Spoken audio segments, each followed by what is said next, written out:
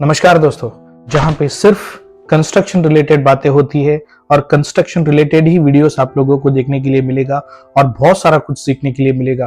अगर आप लोग अभी तक सब्सक्राइब नहीं किया है इस चैनल को तो प्लीज जल्दी से जल्दी सब्सक्रिप्शन बटन दबा दीजिएगा और इस चैनल को सब्सक्राइब कर लीजिए ताकि मैं अगला वीडियो, कोई भी कंस्ट्रक्शन रिलेटेड वीडियो आप लोगों तक जल्दी सीधा आप लोगों तक पहुंचा पाऊं। DJ.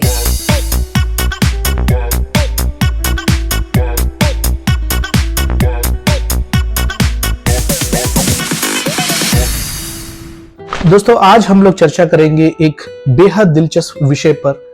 बहुत ही बड़ी बड़ी कंपनियां जो होती है बिल्डिंग्स बनाती है, लेकिन बिल्डिंग्स में क्रैक्स आना बहुत ही कॉमन हो चुका है। बताते हैं कि क्यूरिंग का इश्यू है और बहुत सारा कुछ XYZ इश्यूज बता देते हैं कि बिल्डिंग्स के अंदर क्रैक्स आना तो नॉर्मल है, लेकिन क्यों आते हैं? इतनी बड़ी कंपनियां बिल्डिंग्स बनाती है लेकिन क्रैक्स आना कॉमन क्यों हो गया है? तो इसके ऊपर आज हम लोग डिटेल में डिस्कशन करेंगे। चलिए दोस्तों, शुरू करते हैं।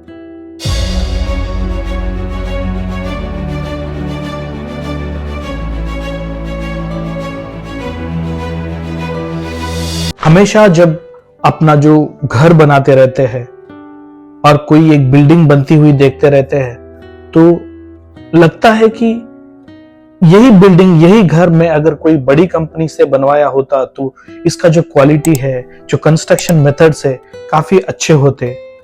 ऐसे सोच हर कोई रखता है। हर कोई जो ओनर रहता है घर का, जो घर बनवाता रहता है या फ्लैट्स बनवाते रहते हैं या अपार्टमेंट्स बनवाते रहते हैं, तो उनके दिमाग में ये सोच आता ही है कि यही काम में अगर बड़ी कंपनी से करवाता तो अच्छा क्वालिटी मिलता। लेकिन फिर भी उनको बड़ी कंपनियों के पास भी जाके देखेंगे तो बड़ी कंपनियों में भी ये जो फैक्टर है, जो क्रैक्स आना है, वो हमेशा दिखेंगे। लेकिन ऐसा क्यों दिखेंगे, ये इसके ऊपर आज डिटेल में चर्चा करेंगे। ऐसा क्यों क्रैक्स निकलते हैं, क्यों क्रैक्स दिखते हैं दीवार के ऊपर, एक साल होने के बाद इमीडिएटली क्रैक्स क्यों निकल आते हैं, इसके ऊपर आज डिटेल में चर्चा। लेवल अगर बिल्डिंग का लेवल, जो फुटिंग्स का लेवल्स है, वो अगर प्रॉपर तरीके से नहीं है तो बिल्डिंग में क्रैक्स आ सकते हैं। कोई भी बिल्डिंग ले लो आप, कोई फ्लैट ले लो, कोई भी एक छोटा सा घर भी ले लो आप, 1 BHK 2 BHK का G+1 का भी घर भी ले लो, अगर नीचे जो फाउंडेशन है उसका लेवल प्रॉपर तरीके से नहीं है तो डेफिनेटली आगे जाके सेटलमेंट्स हो सकती है। और वो नीचे अगर लेवल प्रॉपर तरीके से, अगर समझो कॉम्पैक्शन नहीं है, प्रॉपर कॉम्पैक्टेड नहीं है, तो वो बिल्डिंग सेटल हो सकती है। इम्प्रॉपर कॉम्पैक्शन, अगर इम्प्रॉपर कॉम्पैक्शन है दोस्तों तो बिल्डिंग आगे जाके जो उसका फुटिंग्स है कभी भी सेटल हो सकता है। अगर अर्थक्वेक का कंडीशंस भी आया तो डेफिनेटली वो जो बिल्डिंग है क्रैक्स देने का चांसेस है। जब भी आप कोई घर बनाओ, ध्यान में रखिएगा दोस्तों, ये जो भी वीडियो देख रहे हैं आप लोग, मैं भी एक सिविल इंजीनियर हूं, जो भी इस वीडियो को देख रहे हैं, अगर आपका घर कोई मिस्त्री से या कोई गांव का जो कॉमन आदमी है उनसे बनवा रहे हो तो इस वीडियो को सेव करके रख लेना। मैं ये बोलूंगा आपको कि नहीं बनाना है। आपका जो घर है सिर्फ एंड सिर्फ इंजीनियरिंग कंसल्टेंट से ही बनवाना है। उससे आपको 10 साल का स्ट्रक्चरल वारंटी मिलता है। कोई 15 साल का स्ट्रक्चरल वारंटी भी देता है, कोई 10 साल का स्ट्रक्चरल वारंटी भी देता है। मैं ये क्यों बोल रहा हूं, क्योंकि आपका जो ये इन्वेस्टमेंट है, ये मैं इन्वेस्टमेंट नहीं बोलूंगा, ये जो है गृह निर्माण का जो घर आप बनाते हो, जो कंस्ट्रक्शन करते हो, ये लाइफ टाइम के लिए होता है। आपके बेटे, आपके पोते, आपके पोते के पोते, वो सब रहेंगे इसी घर में। तो सोच समझ के, कितना ज्यादा कुछ खर्चा नहीं होता है। इंजीनियरिंग कंसल्टेंट, आर्किटेक्चरल कंसल्टेंट करने से आपका 50-1 लाख रुपए खर्चा हो जाएगा। मेरा मतलब है कि 50,000 या 1 लाख रुपए खर्चा हो जाएगा दादा, इससे ज्यादा क्या होगा? क्योंकि आप तो 30-40 लाख रुपए घर बनवाने के लिए लगा देते हो, उसमें 50,000 या 1 लाख रुपए खर्च करने में क्या प्रॉब्लम है? तो मेरा यही एक इंटरव्यू है आपको, कि मेरा एक सलाह है कि आप लोग जब भी कोई घर बनाओ तो डेफिनेटली स्ट्रक्चरल इंजीनियर का कंसल्टेंट ले ले और आर्किटेक्चर का कंसल्टेंट ले ले। आर्किटेक्चर का नहीं लिया तो भी चलेगा, लेकिन स्ट्रक्चरल इंजीनियर का कंसल्टेंट लेना बहुत ही जरूरी है।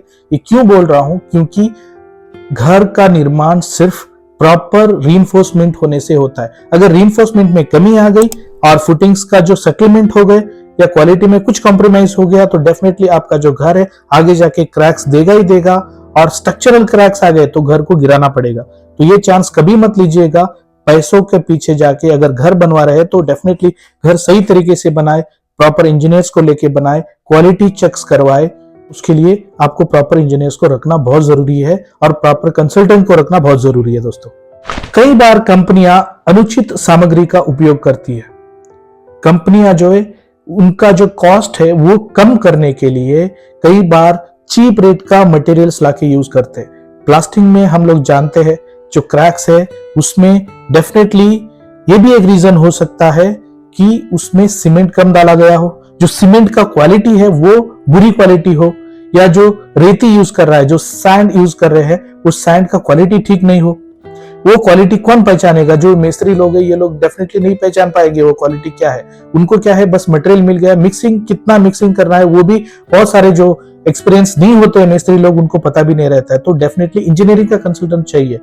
जब मिक्सिंग करते हैं या जो क्वालिटी ऑफ मटेरियल है, सीमेंट हो गया, सैंड हो गया आपका, ठीक है, सीमेंट सैंड प्लास्टिक में लगता ही लगता है, प्रॉपर सीव होना चाहिए, कितना एमएम सीव पास होना चाहिए वो भी आपको पता रहना चाहिए। अगर इंजीनियर नहीं है तो ये जो ओनर है, घर का ओनर है, उनको पता रखना बहुत ही जरूरी है। अगर वो नहीं पता है, इंजीनियर को रखना बहुत ही इंपॉर्टेंट है इस विषय में, क्योंकि आपका घर एक बार बन गया तो फिर से तोड़ नहीं पाएंगे, तो तोड़ेंगे तो बहुत नुकसान होगा। तो डेफिनेटली जो क्वालिटी में ये भी आता है कि जो सीमेंट का गुणवत्ता और रेती का गुणवत्ता वो चेक कर लेना बहुत ही जरूरी है। अगर ये दोनों में कोई फॉल्ट है तो डेफिनेटली क्रैक्स आएगा। जो वाटर टेबल है, वाटर टेबल भी एक रीजन हो सकता है। अगर आप नीचे फुटिंग डाले हो और नीचे उसके नीचे जो है वाटर टेबल नजदीक है, काफी नजदीक है, फुटिंग के काफी नजदीक है, तो ये भी एक रीजन हो सकता है कि जो वाटर टेबल अगर रेज हो गया बाद में तो फुटिंग सेटल हो जाएंगी। फुटिंग सेटल हो गई तो बाद में बिल्डिंग्स का जो कॉलम्स बीम्स वगैरह है वो टिल्ट हो जाएगा। अगर टिल्ट हो गई तो बिल्डिंग्स में ऑब्वियसली क्रैक्स आ जाएगा, उसको स्ट्रक्चरल क्रैक्स बोलते हैं। इसीलिए इंजीनियर्स को कंसल्ट करके या स्ट्रक्चरल इंजीनियर्स को कंसल्ट करके ड्राइंग बना के क्वालिटी एनालिसिस करके घर बनाने में यही एक इंपॉर्टेंट है। अगर आपका वाटर टेबल ज्यादा है घर के फुटिंग के नीचे और वाटर टेबल बाद में रेज हो गया तो फुटिंग सेटल हो गई और बिल्डिंग क्रैक आ गई, बिल्डिंग बाद में अनस्टेबल हो गई, बिल्डिंग बाद में अनस्टेबल हो जाएगी और बिल्डिंग जो है फ्यूचर में 10 साल या 15 साल या 20 साल में डेफिनेटली वो बिल्डिंग स्ट्रक्चरल इश्यू आ जाएगा तो वो गिरेगा ही गिरेगा। इसमें मौसम का भी प्रभाव होता है। जब आप एक्सटर्नल या इंटरनल कोई भी प्लास्टरिंग करते हो तो उस टाइम पे आप कितना भी अच्छे से मिक्स करके प्लास्टरिंग कर रहे हो तो उस टाइम पे अगर बारिश आ गया तो बारिश आने के बाद एक्सटर्नल प्लास्टरिंग करने के टाइम पे अगर बारिश आ गया तो आप क्या करते हो, ऊपर में कुछ कवर करके प्लास्टरिंग करते होंगे, तो उस टाइम पे अगर बारिश के छींटे उसके ऊपर गिर गई तो उसमें क्या हो जाता है, cement, sand, water content proper होना चाहिए। ये तीन जो कंटेंट है ये प्रॉपर होना चाहिए। अगर इसमें कुछ ज्यादा या कम हो गया तो क्या होता है, फ्यूचर में जाके सडनली तो कुछ नहीं होगा, 1 साल 1.5-2 साल के बाद क्रैक्स आना चालू हो जाएंगे डेफिनेटली। तो ये भी एक रीजन हो सकता है। बारिश के टाइम पे अगर कोई एक्सटर्नल प्लास्टरिंग कर रहा है तो उसका ध्यान रखे। अगर उसको प्लास्टरिंग कर रहा है तो तुरंत रुक के वो प्लास्टरिंग करना ठीक नहीं है। अगर प्लास्टरिंग करते हैं तो वो तब तक के लिए ठीक है, बाद में फ्यूचर में जाके क्रैक्स आएगा। जो ओनर है, जो घर का निर्माण करवा रहा है, उसको जाके आगे जाके दिक्कत फेस करनी पड़ेगी। तो ओनर को ध्यान रखना पड़ेगा कि बारिश में भैया मैं एक्सटर्नल प्लास्टरिंग करने नहीं दूंगा। बारिश रुक गया तो ड्राई हो गया सरफेस, उसके बाद ही आप पानी मार के जैसे प्रोसेस है वैसे करें, लेकिन मिक्स प्रोपोर्शन पे ध्यान दें। जब निर्माण करते हैं, जो भवन निर्माण करते हैं, जो कंस्ट्रक्शन हाउस, जो हाउस है आपका, घर है या फ्लैट है, अपार्टमेंट है, वो जब निर्माण करते हैं तो उस टाइम पे एक इश्यूज हो जाती है। जो टेक्निक्स यूज करना है कंस्ट्रक्शन में वो यूज नहीं कर पाते। जो क्वालिटी, सेफ्टी तो है ही है, क्वालिटी जो मेंटेन करना है वो सही तरीके से मेंटेन नहीं कर पाता है। तो मैं, चलिए दोस्तों, आप लोगों को मैं एक इंटरेस्टिंग थिंग बता दूं। वेदांत बिल्टेक सॉल्यूशन ऐसी कंपनी है जो हर कोई 302 टेक्निक्स हम लोग यूज करते हैं एक घर को बनाने के लिए, और प्रॉपर तरीके का आर्किटेक्चर, प्रॉपर तरीके का स्ट्रक्चरल इंजीनियर, 15 साल का स्ट्रक्चरल गारंटी देते हैं हम लोग, यानी कि 10 साल का, कभी हम लोग 10 साल का नहीं देते, 15 साल का स्ट्रक्चरल गारंटी देते हैं। और 302 क्वालिटी चेक्स हम लोग रखते हैं एक घर बनाने के लिए। आपको हर एक मटेरियल, हर एक वो चीज जो घर के अंदर यूज हो रही है वो आपको विटनेस करवा के ही हम लोग घर बनाने के लिए लगाते हैं। और जो आप टाइम पीरियड दोगे उस टाइम पीरियड के अंदर हम लोग घर बना के आपको देते हैं।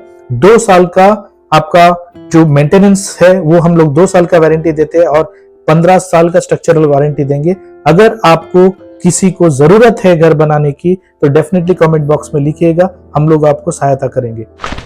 बिल्डिंग कंस्ट्रक्शन टाइम पे रॉ मटेरियल्स जो होता है वो बहुत ही मायने रखते हैं। जो रॉ मटेरियल्स का जो क्वालिटी होती है, उनकी हर एक मटेरियल का क्वालिटी चेक्स होता है, उसका मेथोडोलॉजी होती है, कौन सा मटेरियल का कितना क्वालिटी चेक पास होना बहुत जरूरी है।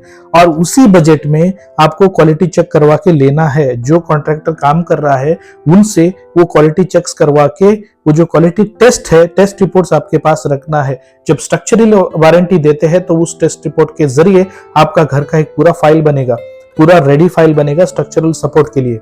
वो हर एक रॉ मटेरियल टेस्ट होना चाहिए, जो घर के अंदर पानी से लेके जो एग्रीगेट्स है उसका भी टेस्ट होता है, हर एक चीज का टेस्ट होता है। टेस्टेड मटेरियल्स ही घर के अंदर यूज करें। अगर ये सब गलती हो गई, ये टेस्टेड मटेरियल नहीं है और मटेरियल में कुछ फॉल्ट है, तो डेफिनेटली क्रैक्स आएंगे ही आएंगे फ्यूचर में। भवन निर्माण के टाइम पे एक योग्य वास्तु सलाहकार का सलाह लेना बहुत जरूरी है। नियमित निरीक्षण, भवन निर्माण के टाइम पे समय समय पे आप निरीक्षण करना बहुत जरूरी है। यानी कि आपका जो विजिट है वो बहुत जरूरी है। जो ओनर है या क्वालिटी इंस्पेक्टर है उसका विजिट करना बहुत जरूरी है। ये जाके आगे कुछ भी फॉल्ट आता है, कुछ भी कंस्ट्रक्शन के टाइम पे कुछ भी फॉल्ट आता है तो तुरंत वहां पे रोक दे और आपका इंटरवेंशन उनको बहुत जरूरी है। सही सामग्री की उपयोग करना बहुत जरूरी है। जो टूल्स एंड टैकल्स है, सही टूल्स एंड टैकल्स करके निर्माण के टाइम पे यूज करें। और कंस्ट्रक्शन उसी से बनता है जो सही सामग्री, सही रॉ मटेरियल प्रॉपर क्वालिटी के साथ करे, तभी जाके एक सिस्टमेटिक और अच्छा क्वालिटी का घर बनता है। दोस्तों, अगर आपको ये वीडियो अच्छा लगे तो लाइक करें, शेयर करें और सब्सक्राइब करना ना भूलिएगा। और कमेंट बॉक्स में अपनी राय जरूर डालिएगा ताकि आप इस विषय के बारे में और क्या जानना चाहते हैं। धन्यवाद। अगली बार फिर मिलेंगे और किसी नई अच्छा कंस्ट्रक्शन वीडियो में।